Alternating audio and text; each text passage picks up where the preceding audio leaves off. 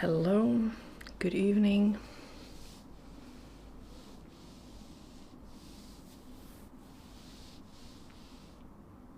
So many people in the chat already. That's great. So welcome back, Beth, who's been very ill and struggling. So I'm really happy to see you here. And Kelly is in the chat. Hi, Kelly. And Ariana, who was also not here last week, also ill with, in her case, long COVID. So I'm glad you're all back here with me and feeling up for it. I am in a bit of a new position. I am at the other end of my studio, so this is a bit of a different setup, but nothing to worry about. We can still paint. All right.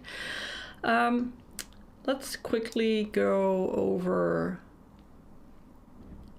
my palette. I have for today very simple ultramarine blue, transparent red iron oxide, and Indian yellow, and titanium white, and I have a little bit of oleo gel, which is a linseed gel medium.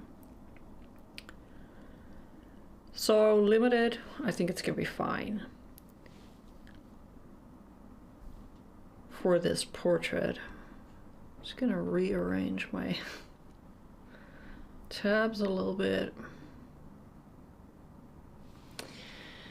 What I sometimes do when especially with first layers, I pick up a little bit of, you can do this with linseed oil as well, a little bit of oil. It's perfectly safe to have on your hands. And I sort of rub this area where I'm going to mix. It gives you a little bit more flow, but it prevents the over adding of medium. So I'm gonna mix and talk a little bit about this portrait. I came across this portrait, I don't remember how. I was, as usual, doom scrolling Wikipedia pages and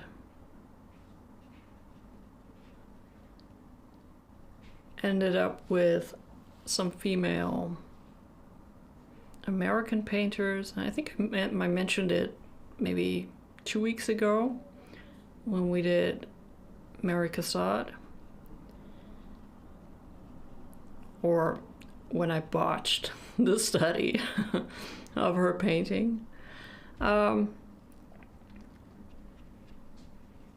I said then that I was, I'm interested in learning more, because I feel like American painting history is not taught a lot. We're not taught a lot about that in the Netherlands, and so I'm going to assume it's the same in the rest of Europe. So then I came across this portrait, and then I understood it was a self-portrait, which, as you know, fascinates me even more. Then I wondered, how do you paint a self-portrait in that, position with the one hand? Usually, especially from her time, she was born in 1855. It was very common for artists to paint self-portraits and then add some kind of, indication that they were actually painters. So they would add a palette or an easel, something like that.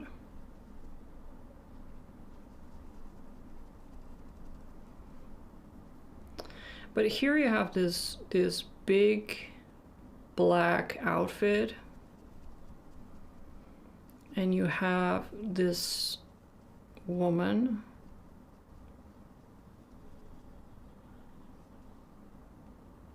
in a position that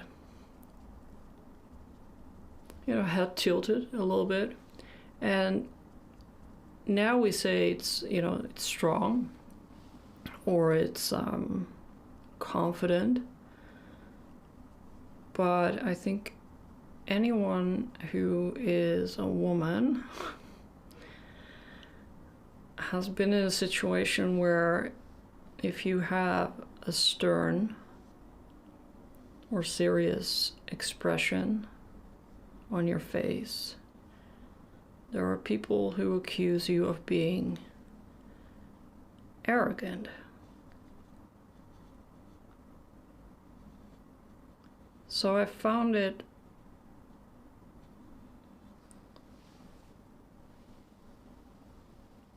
remarkable. It resonated with me.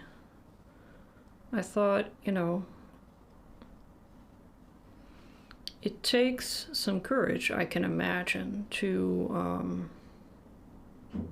paint yourself in a position like that. So I wanted to know more.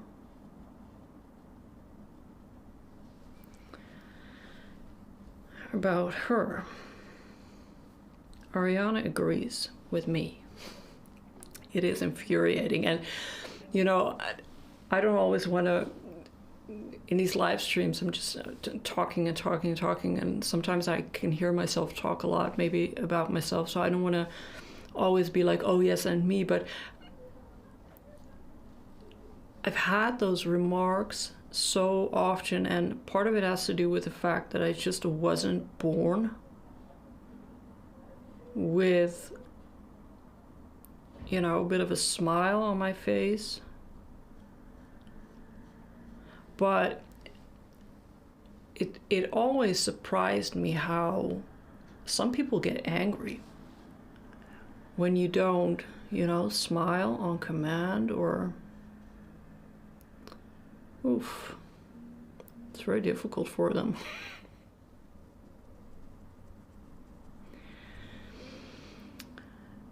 So Ellen, I started reading, and here's what I do. I read, and I scroll through things, and I try to find some reliable sources of information. And I read Boston Upper Class. Okay. So I was kind of ready to skip her. Because what happens when you look for female painters in history, what you often find is that they are almost always from rich families. And it makes sense, but on the other hand, it doesn't sit well with me. I heard somebody once say revolution is expensive, and it's probably true. It's true for a lot of things in history where the change comes from those who can afford it. So that goes for female painters as well. Where during those times, it was only the rich who had the option. Even like it was not even a possibility for those without means. But upper class, so I was okay. Another rich girl. She had a mother who stimulated her, and then she had an aunt who was quite renowned as a watercolor artist and a bunch of other things. Just very extremely outgoing, like a lot of traveling and a lot of everything.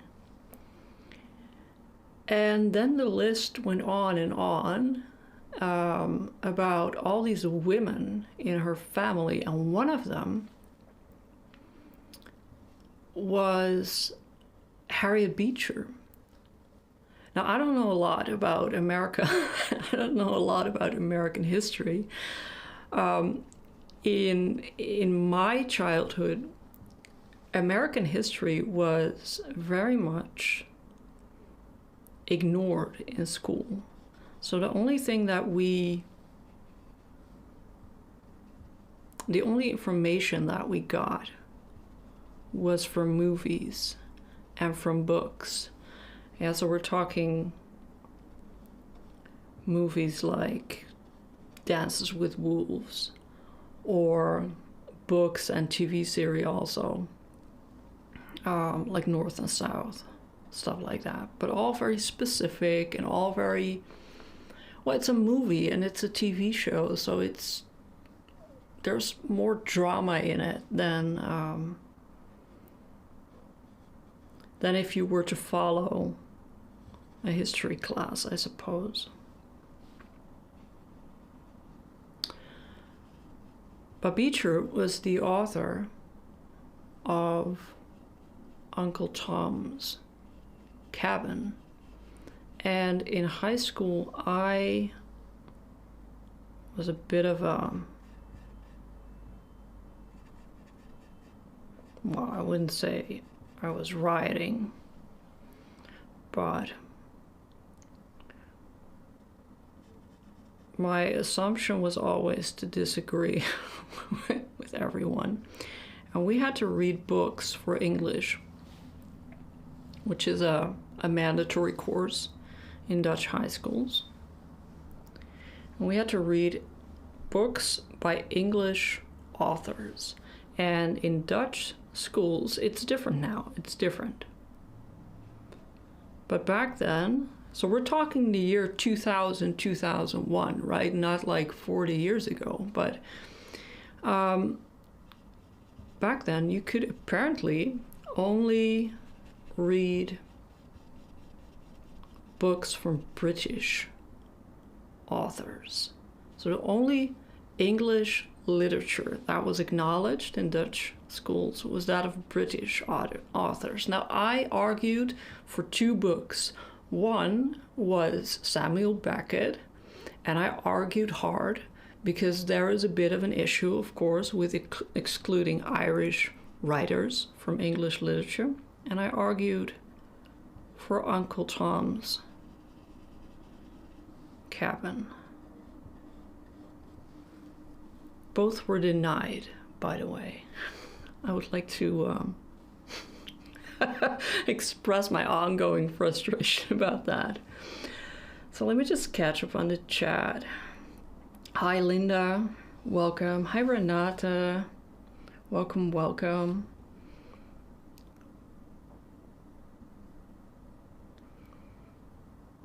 Yes, Ariana being asked to smile, exactly. And if I see one more floral painting, I'm gonna scream.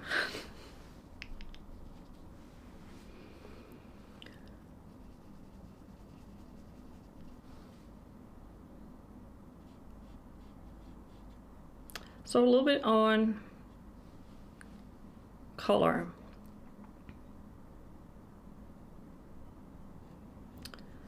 She has a very light skin tone, and it's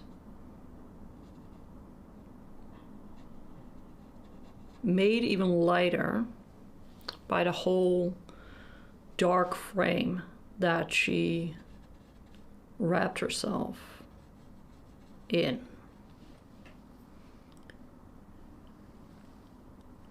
When I studied this painting a little bit, or the colors at least a little bit, this afternoon. I found that most of the highlights are a bit of a cold yellow.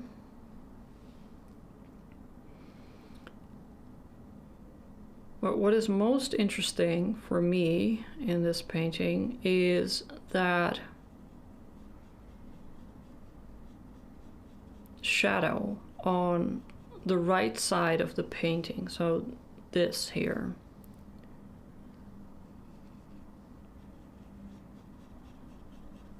I took this image from the Boston Museum of Fine Arts, so I would like to assume that it is pretty color accurate.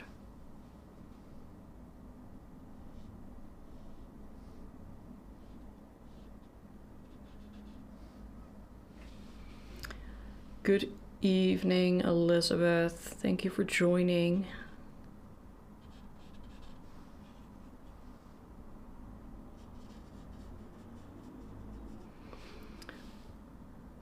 The bangs here apparently also had some kind of weird promiscuous meaning back then. And there is another amazing story about this painting. And that is the French painter Bouguereau actually commented on this portrait. He commented on this portrait saying she needed to fix the hand. This is not a joke. She needed to fix the hand. He said, according to Wikipedia, so I'm just quoting the internet here because we all know that's the truth. He said, make it smaller and make it prettier.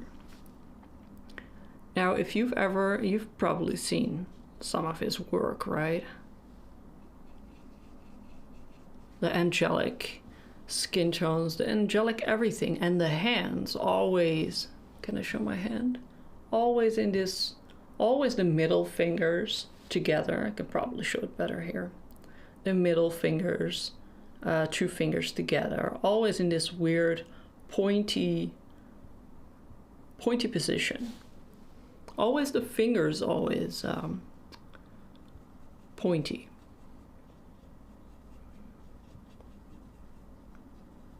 So he said to her, fix that. And she said, nah, I'm good, thanks.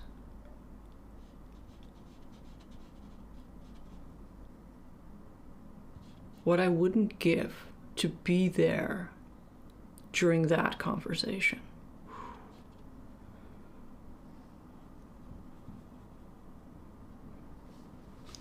Brigitte, welcome. Uncomfortable point to be. Yes, they are uncomfortable hands. And he's a wonderful painter in his style. And, you know, everyone always gets very excited on YouTube about his skin tones.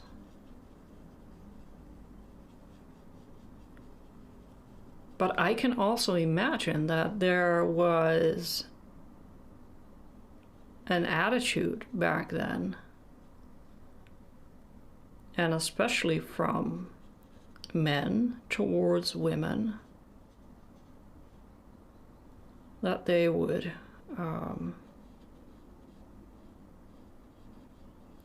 have to explain to them, like it's literally mansplaining what you're doing.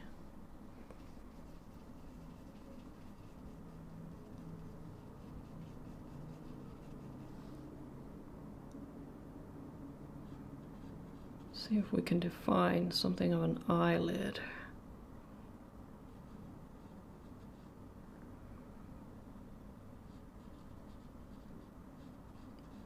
here.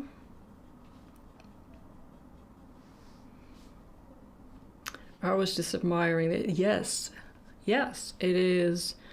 I like how the hand is so natural, so without pretense, without you know, sometimes you look at paintings and you know that somebody told the model a little bit more to the left, a little bit more this, a little bit more that. And I was actually really surprised that this was a self-portrait because, well, it looks like she's chilling out and somebody else is painting her.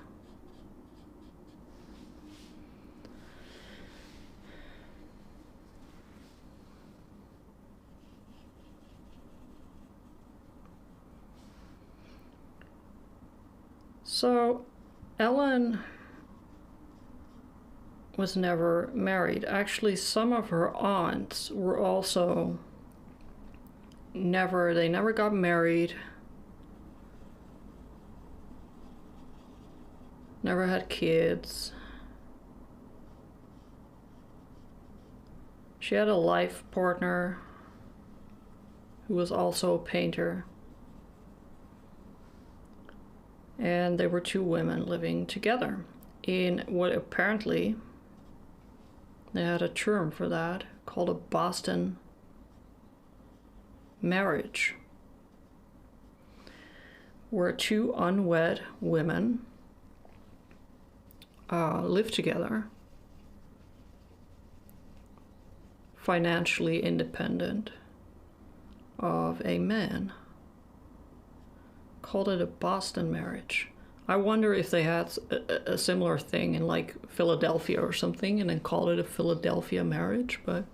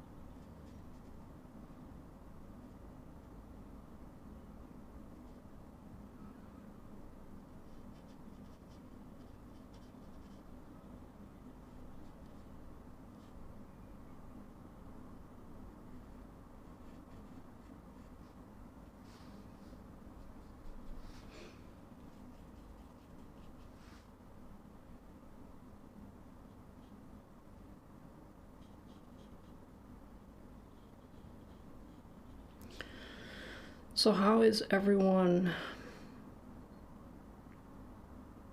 doing?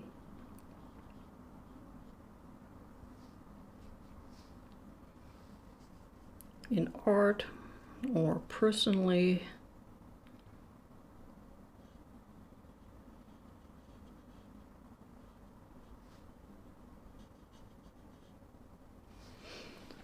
I did a wonderful thing. You can type in the comments and I'll catch up in a couple of minutes. But I did a wonderful thing last week. I went to Zutphen, which is a town in the Netherlands, and I met up with Dylan and his wife.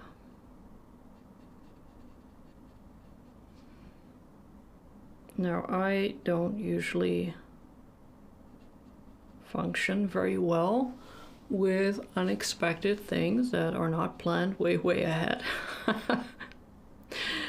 But he was coming here on vacation, and he was like, "Hey, do you want to meet?" And I just screamed yes. And that was that. And it was so great. You know how some people, you meet them and then I was on the train back home, and I actually had to remind myself of the fact that this was literally the first time that I saw that guy and his wife in real life. It feels like you've known each other forever. It's very funny.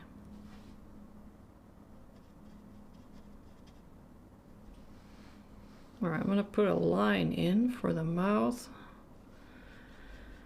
Have a little bit of tea and read up.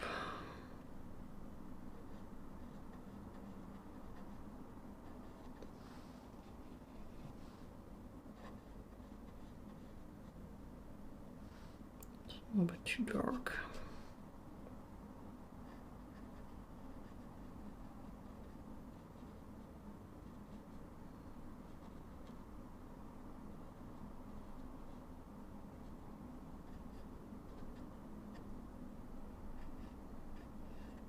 And then we're gonna start on that shadow. Where's my tea?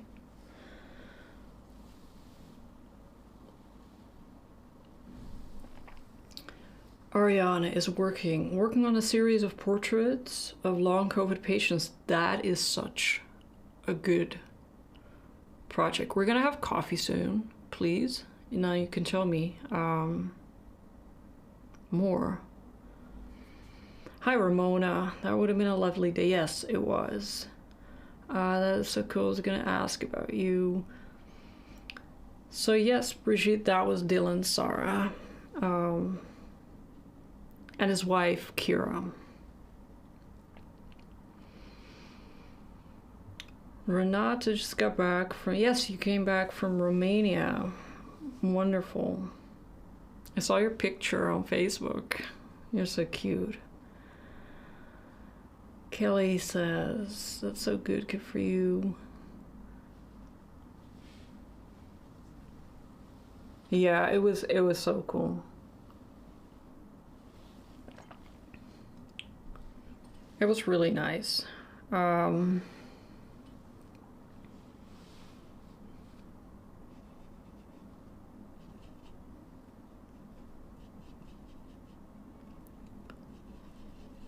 Let's do that shadow. Now I'm gonna add a little bit of white for that shadow, and the reason why is because this transparent red iron oxide is transparent. So glazing it over this raw umber area may not yield good results. In general, this portrait, and I said it before with different portraits, where, you know, I always end up a little bit disappointed with my result, and then I remember that none of it was painted alla prima, obviously. Also not in an hour. So there is this shape, right? It starts, so you look at the shadow. It starts almost here. And it wraps around the brow bone a little bit.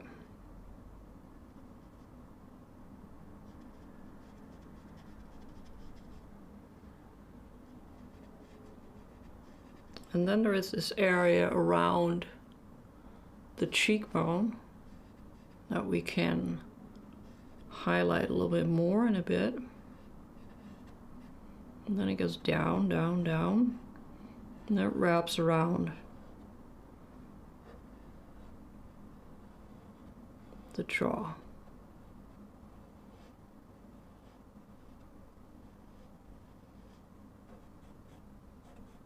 And there was a lot of definition in this area that I don't really have time to do. And then there is the ear here. That is part of the same sort of shape.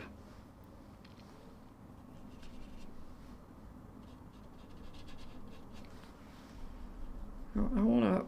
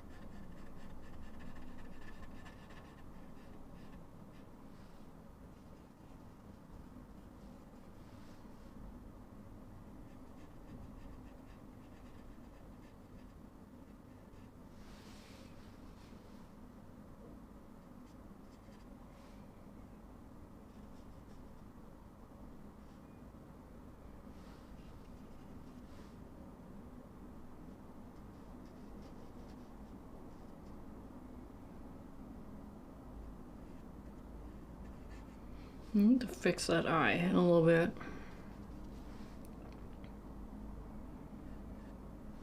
Oop.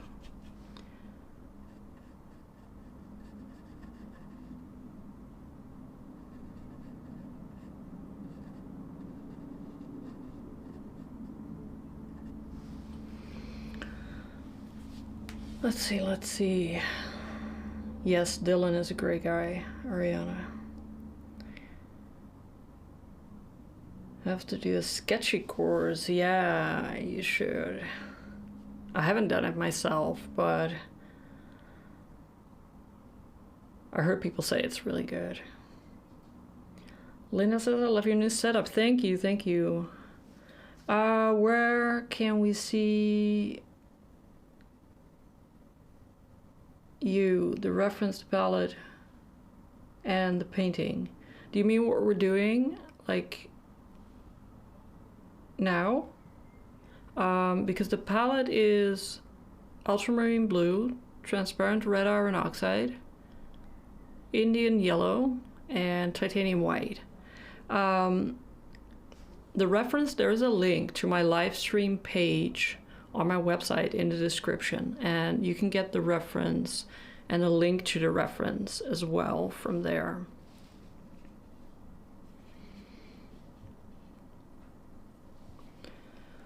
Let's see.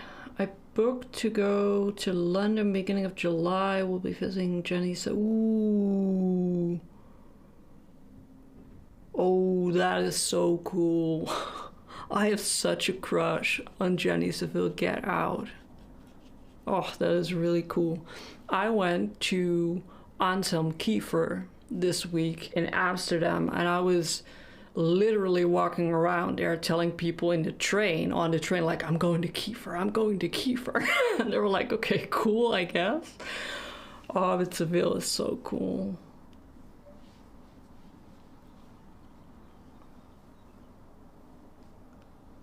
True, Ariana. Ariana's here to ground me.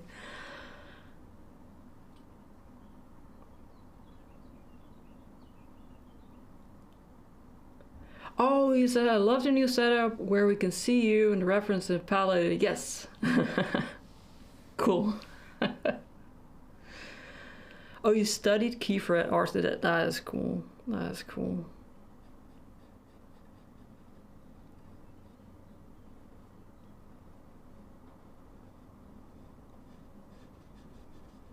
Yeah, it was a monumental expo. The Kiefer Expo in Amsterdam. I'm gonna put in some black.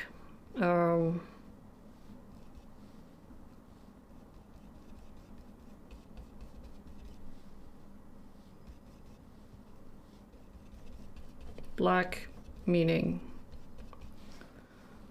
blue and red.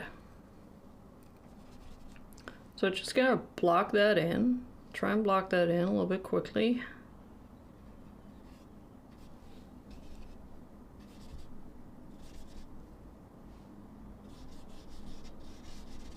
I really like the background, by the way, of this painting. I know that I put a cutout as a reference photo, but you can follow again the link in the description to see the full painting, which has a landscape orientation, I think. So that wallpaper that she is, or I think it's wallpaper. It's just really cool. Very posh. I like it.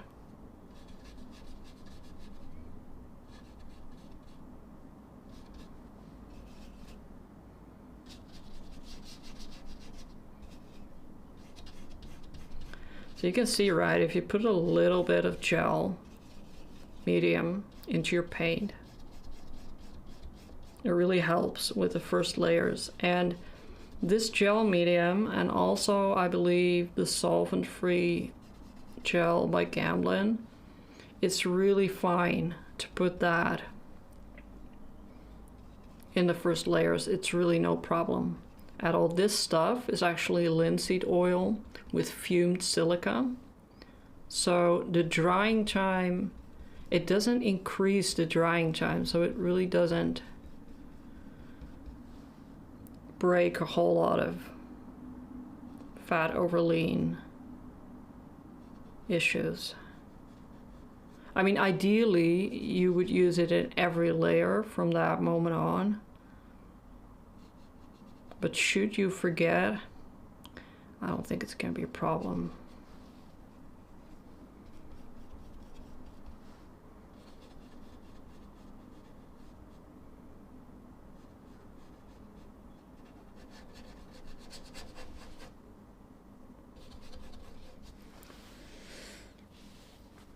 Was it different from the exhibit in Wassenaar? I don't know, because I missed that exhibit in Wassenaar.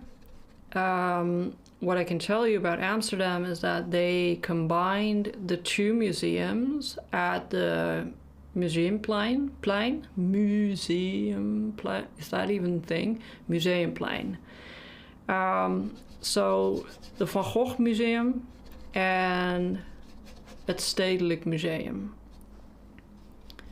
So you bought a ticket, and then you had two parts. The first part started in Van Gogh Museum, where they showed his relation and his work. Of course, that was based on Van Gogh, but also Kiefer got a grant when he was about, I don't know, 18 or 19 years old. He got a grant to go on an art trip, on a study trip, and he traveled the journey that Van Gogh made from the Netherlands through Belgium, and he ended up in the south of France. So Kiefer sort of recreated that journey.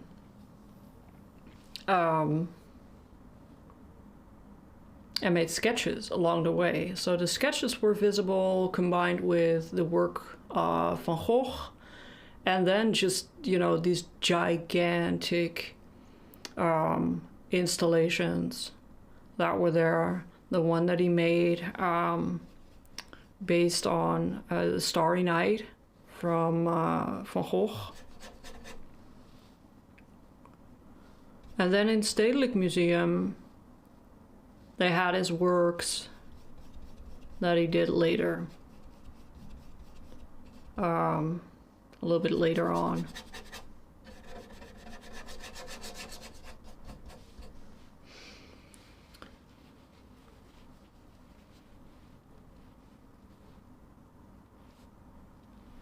Yeah, it was huge. It was huge. On a bike. Did he do the journey on a bike? Oh, that's a good question. I'm actually not sure if he did.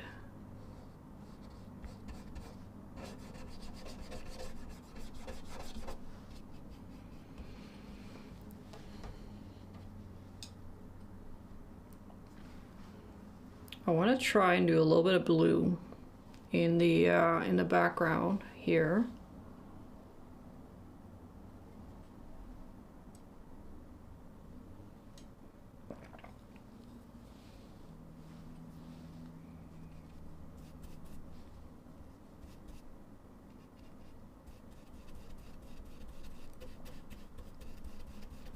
It's a bit of a greenish blue.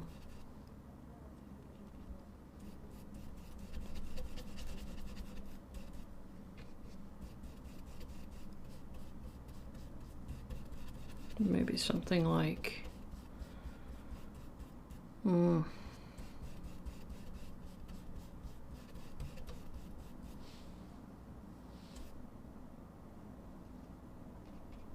it's a little bit too much.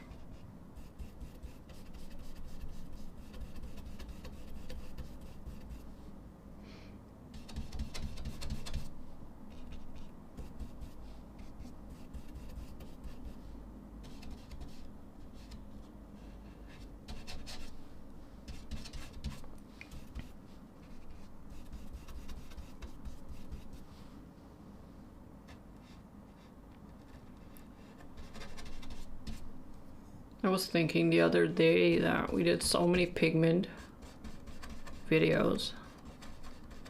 We haven't once done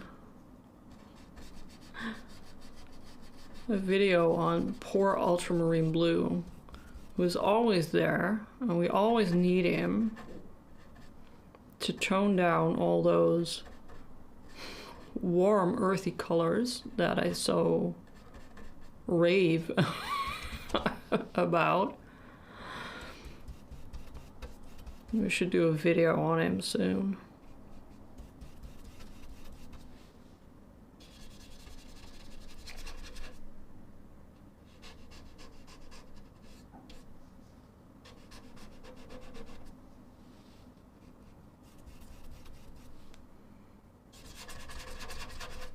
Well, what am I gonna do? I'm gonna paint a portrait in blue.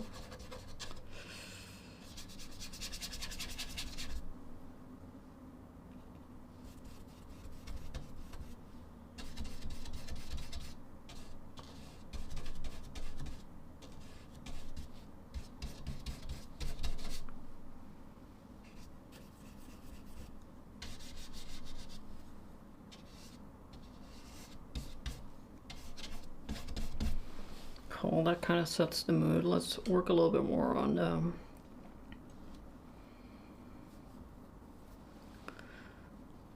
the face.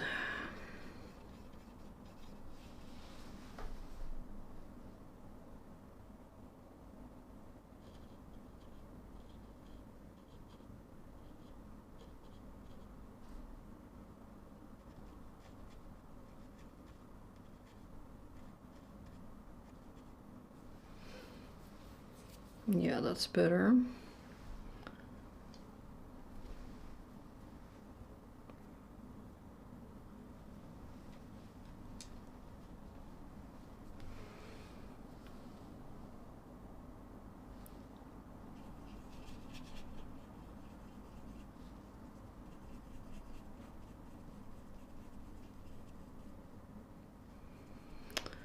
You Googled no bike?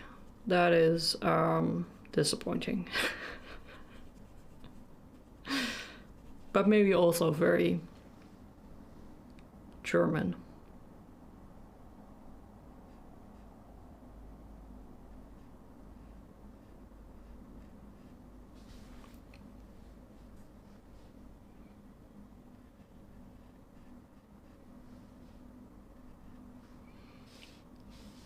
Yeah, because okay, yeah, that would have been funny. But he was quite he was young.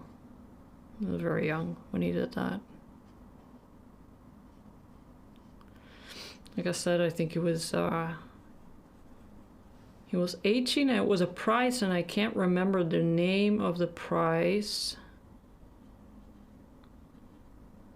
The award, the name of the award. I think it was the first time that was given to a German student. And, you know, for those who don't know, Kiefer was born in 1945. And a lot of his work revolved around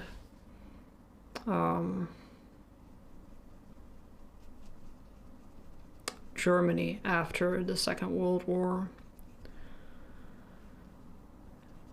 And there was the installation that was there was his, I don't know if you know it, Ariana, but the one with the rolls, the lead strip rolls with all the photos on there that are hanging from the ceiling. And I believe in his early artistic career, he did a lot of photography, and one of the things that he would photograph was himself wearing his father's Nazi uniform and performing the Sieg Heil. And he would do that on, that's the stretched right hand Nazi salutation, is that how you call it? Anyone in America right now is familiar with that, with that gesture, right? So he would do that on different kinds of buildings and in different situations and from different angles. He would take all these photos, and I created an installation.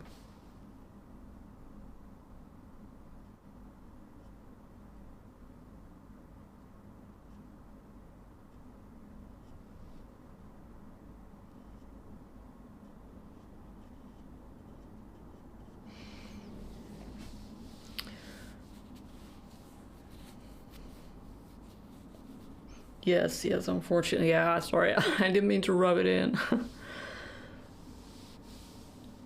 Not sure they had those in Westernar. Yeah, those are big installations. Beth, I've been quiet tonight. No problem. Yeah, I'm glad you got to watch a little bit, and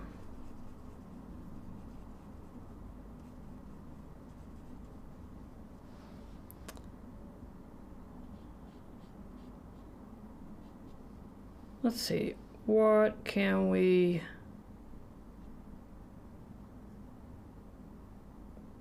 fix a little bit? That light shape here, it also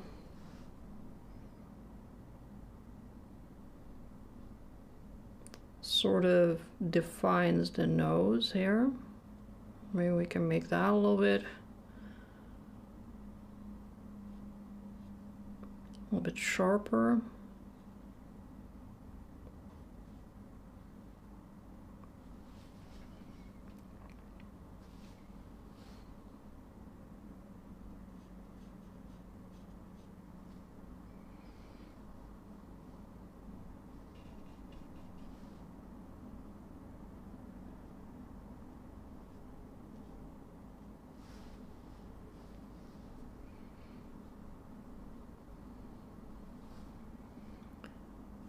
Maybe the bridge of the nose. It's not very light. It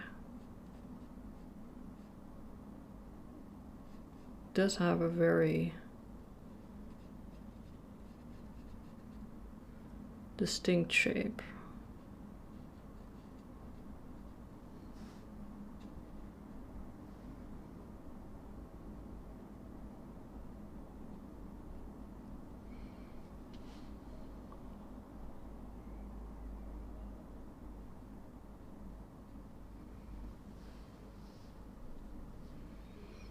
This is the area that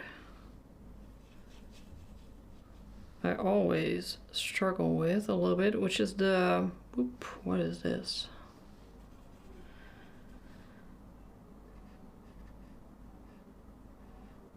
The midtones in the shadow side, which is always trips you up a little bit.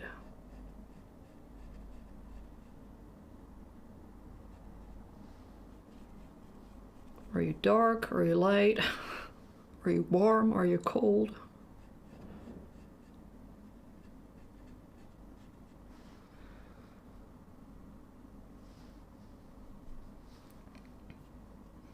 It also doesn't help that I, again, am painting everything with the same brush, which is getting very dirty.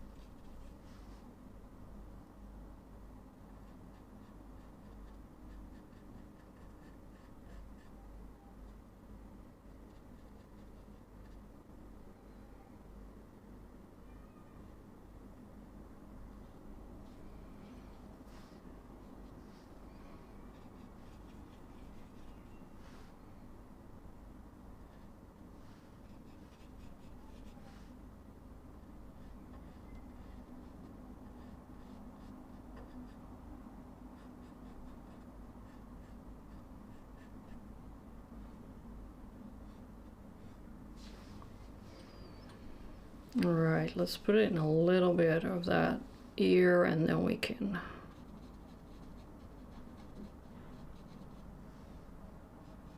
totally forgot about the hand. I did sketch it in, but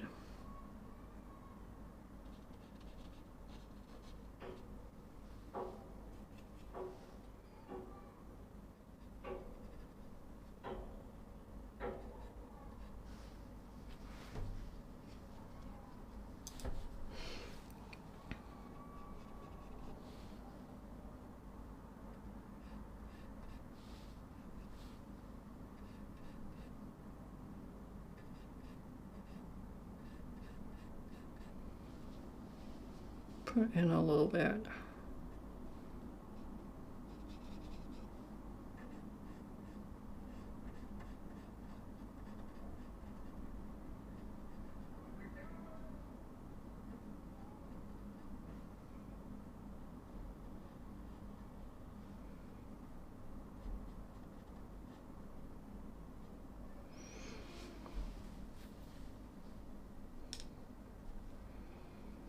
No time for the hand, or maybe we can do just a quick. It's very light.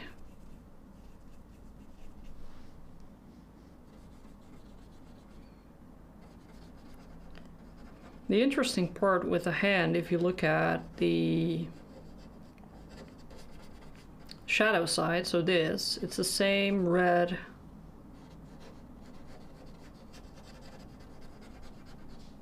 color that is used for this.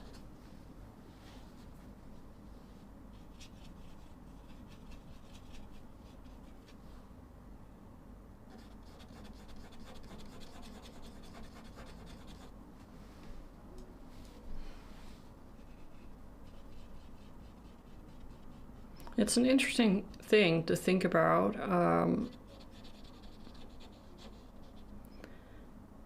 You know, defining these shadows.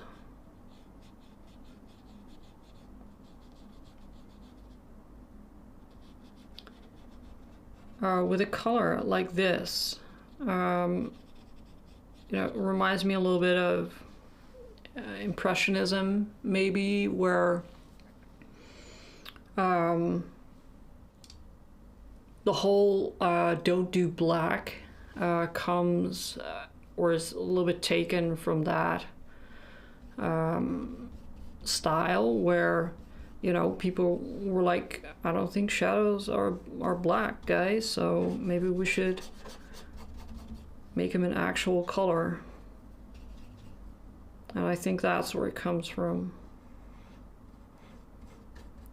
And it's one of those things that is really cool to experiment with in your own work. And I don't know, maybe it works differently for you, but I do have a tendency. My brain goes shadow black, right? Highlight white.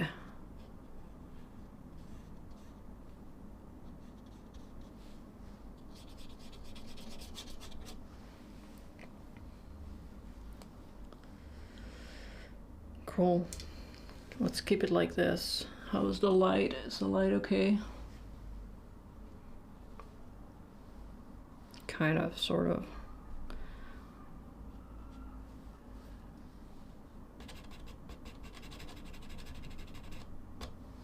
Anyways, let's not make this worse. You know how it is, right? At the end of the day, you go like, oh yeah, I'm done for today, and then you're like, no, wait, a little bit here, a little bit there, and then boom, it's ruined. All right, so what I like, again, about this portrait really is that shadow, and it's incredibly difficult to do alla prima. You would have to, or I would have to really mix more carefully, and very much localize the colors. But the way that I think this was done probably is with glazing. That if you look at the photo, sorry, that area between the edge of her cheekbone and the ear is almost glowing, right? It's a little bit lighter. It's probably because light is being reflected back onto her face from some kind of object in the room. So that is something that I would definitely like to focus more on, is, yeah, maybe prioritize the shadows in terms of color, and but also in terms of chroma. So how colorful are you going to make those shadows? I think that would be really interesting. And what it also does is the whole face is contrasted against the black of her dress. It's almost touching the head, the hat. It's creating a frame, and because that shadow is not black, the shadow is not a part of that black frame. So I think it's, composition-wise, it's very interesting. Cool lady. I had some, you know, some judgment about another, like I said, another rich lady. I was choosing this painting a while back, actually, and I read about her life and being gay, and I was thinking to myself, and I wrote this in my newsletter today, sending it out, maybe you read it, and I was thinking to myself, you know, being gay and being born in 1855 pretty much sucks balls, right? So I was thinking, you know, at least now in my country, you can get married to whoever you want. And then the news came in, not on the Dutch news, by the way, because we tend to ignore that, is that Jonathan Joss was murdered in front of his house for being gay, and pretty much everyone is denying that he got shot because he was gay, right? There is no, and I quote, evidence to support a hate crime. And that sort of, you're planning this live stream, and the theme is color, and the theme is women, and then other themes come along, like rich and poor and gay and straight, and then this news kind of hits you, and you think it really is bullshit to think that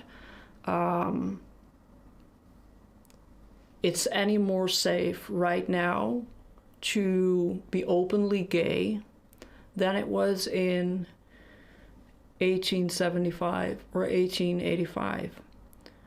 That's what I realized.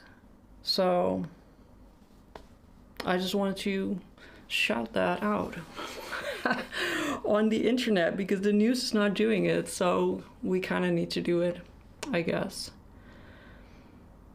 All right, I'm gonna wrap up this live stream. I hope you enjoyed it. I hope you get to read a little bit more about her.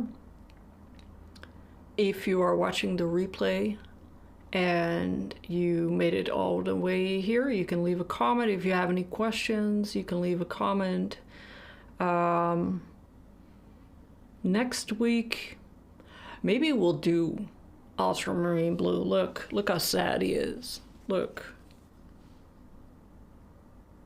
He's looking very sad. Maybe we should do ultramarine blue as a pigment exploration.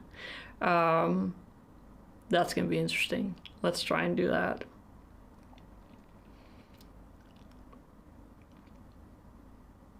Thank you, Linda, for being here. Thank you, everyone, for being here. Thank you, Kelly and Beth. Hang in there and say hi to your dog for me. Thank you, Ramona. Who else was here? Ariana. Saw a couple of other people. All right. Take care.